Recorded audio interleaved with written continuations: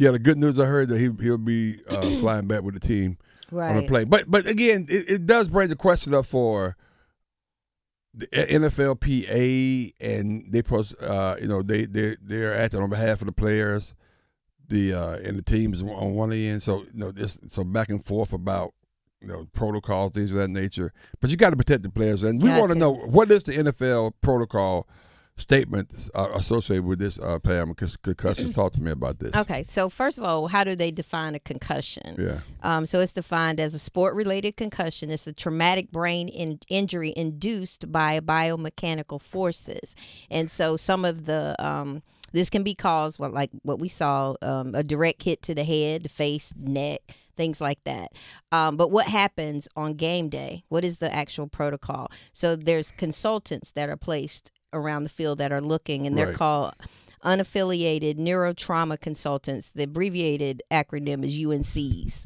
They're called UNCs. Oh, UNC. Yeah, and they're there you go. But maybe that's wrong with our defense. Oh Lord. And athletic trainers. So they're stationed around the sidelines, and they're looking for signs of anyone who has a concussion. Once you show a sign of a spotter, that's what they call spotters, can see a sign of concussion, they must contact the team physician and recommend sideline examination. Mm-hmm. So which means he should come out of the game. Right. So the player's first sent to the sidelines to be checked out. If there's any sign of concussion identified, then they go in the locker room. Gotcha. Okay. Now, did this happen the other day? Did they take him to the locker room? Yeah, they did. They took him. They took him to the locker room right before halftime. So if a player is sent back into the game before medical staff has finished the evaluation, this was weird for me. So why would they even be back in the game before medical evaluation? Then the spotter can call a medical timeout on the field. Once a player has been diagnosed with a concussion, he is not allowed to meet or talk to the press. That's the big thing.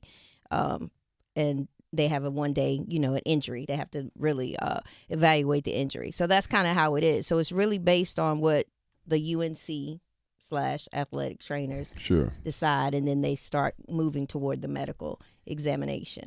Okay. Well, yeah, and we're going to hear a lot about concussions in particular, and how just first of all, it was the only game on, so, so a lot of people were watching. If you had Prime or whatever, Amazon Prime, but it's sad. There was a great quote from NFL quarterback Robert Griffin III. Yeah, he said the bottom line regarding Tua is life is bigger than football. Teams should always put the person before the player.